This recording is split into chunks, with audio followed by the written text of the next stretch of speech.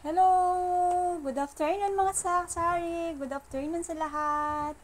And today is Thursday, October 5. So, itong vlog ko na to is first vlog natin for the month of October. Yes, first vlog natin to. And dito sa amin is matahimik kasi nga walang pasok yung mga bata. Kasi nga meron tayong yung mga teachers nila is pumunta sa provincial capital para sa kanilang Teachers Day celebration. So, sa mga teacher na nanonood, shout out and Happy Teachers Day sa inyo. Salute po kami. Kami ay saludo sa mga guro na nagtuturo sa aming mga Chunakis. So, happy Teachers Day sa lahat ng gurong nanonood.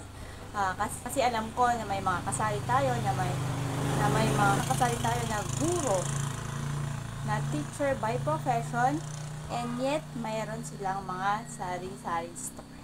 So, happy Teachers Day sa lahat ng teachers.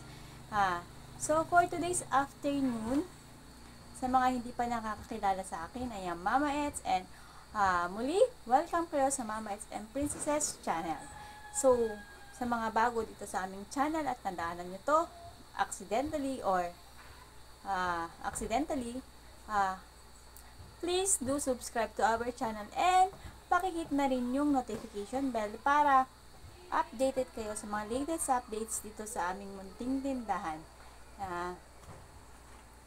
And sa mga nanonood and patuloy na nagsusuporta, thank you very much sa inyong lahat. And God bless. Today's afternoon, ang topic nating mga sari is, ikaw ba nanonood is gustong mag-sari-sari store business? Naisip mo ba sari-sari store as a business? Then, meron akong mga 4 tips dito na sinulat based on my experience na alam ko na makakatulong sa mga nagbabalak mag-sari-sari store. So, ano ba yung tip natin for today's afternoon? 4 tips. 4 tips para sa mga gustong magbukas din ng kanilang sariling sari-sari store business. So, ano nga ba yung 4 tips na yon? Itong 4 tips na i-share ko is natutunan ko nung ako na ay isang sari-sari store owner. So, first tip na dapat natin consider kapag ikaw sis is gusto mag-sari-sari store is humanap ka ng tamang pwesto. Yes. Malaking fact sa pag-unlad ng iyong magiging tindahan is yung tamang pwesto or lokasyon ng iyong itatayong negosyo. So, kahit na mga negosyo, ang ating papasuking kahit na hindi sari-sari store, applicable pa rin yung mga tips na ibabahagi ko sa inyo. So, first nga is yung tamang pwesto. So, pwede tayong maghanap ng pwesto or lokasyon ng ating itatayong negosyo or sari-sari store na malapit sa first is eskwelahan, main road, terminal, plaza, or sa mga simbahan, at sa mga basta along the road. Kasi nga, maraming kang magiging possible customer. Yes. Yung una nating i-consider kapag tayo ay magtatayo ng sari-sari store. Then next na i-consider natin is tamang budget. Yes. Hindi naman sa pagsasari-sari store, dapat mag-set tayo ng tamang budget na ating gagamitin sa pag-uumpisa ng ating tindahan. Mag-set tayo ng limit para maiwasan natin na mag-overspend sa ating mga bibilhin sa ating itatayong sari-sari store. Dito sa tamang budget is hindi naman siya necessarily na malaki agad yung starting capital mo. Pwede tayong mag-umpisa sa maliit. Ang mahalaga is hindi siya galing sa utang. Yes. Kasi nga kasari kapag nag-uumpisa ka pa lang and yung puhunan is galing sa utang, parang ang hirap kasi nag-uumpisa lang pa lang tayo, hindi pa natin gamay yung mga mabibili, fast moving at saka hindi fast moving. And kapag utang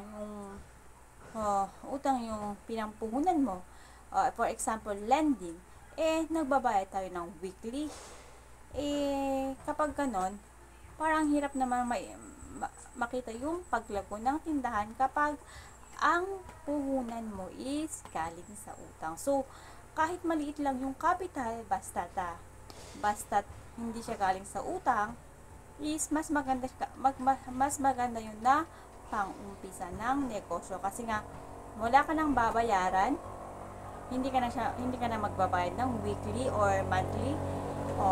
And ang gagawin mo na lang is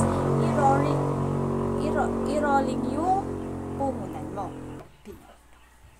So, yun yung ating tip number 2, tamang budget. And tip number 3. So, number 3 na tayo.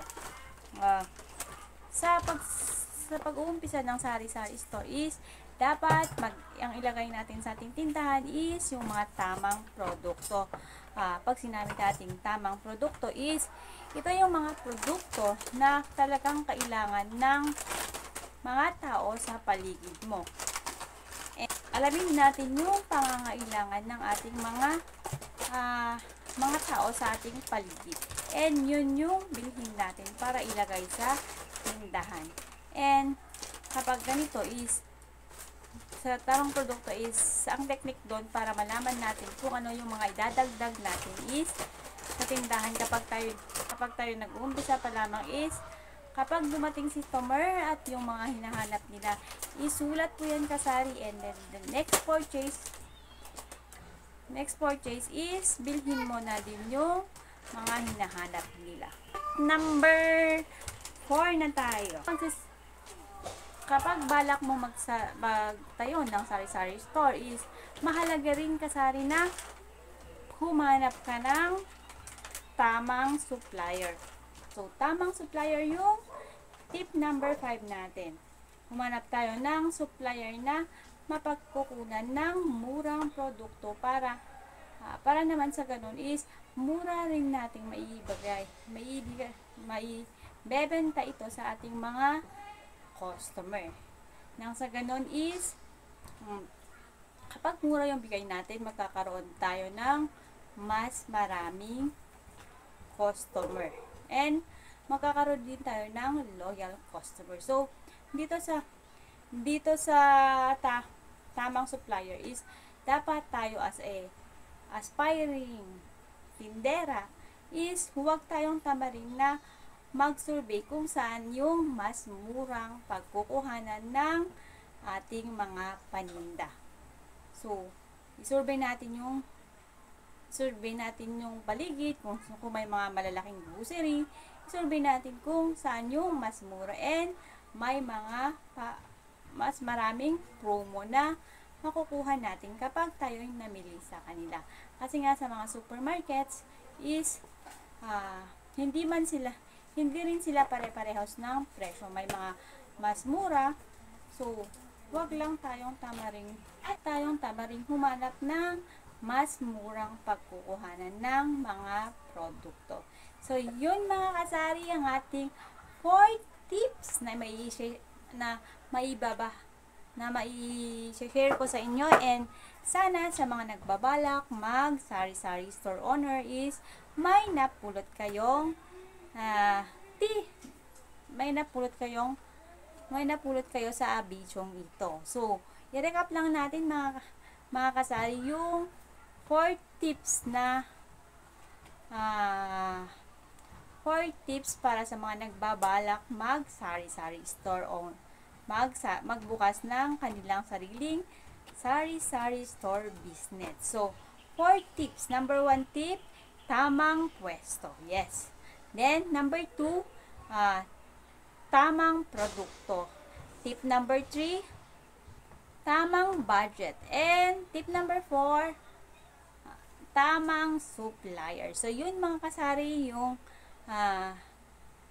maibabahagi ko sa inyo, and sana is sa mga nagbabalak, pwede nyong i-apply yung mga tong tips, and sana lumago yung inyong itatayong negosyo. So muli, nagpapasalamat ako sa mga nanonood, and happy Thursday to all. Happy selling mga kasari! God bless us all! More sales to us!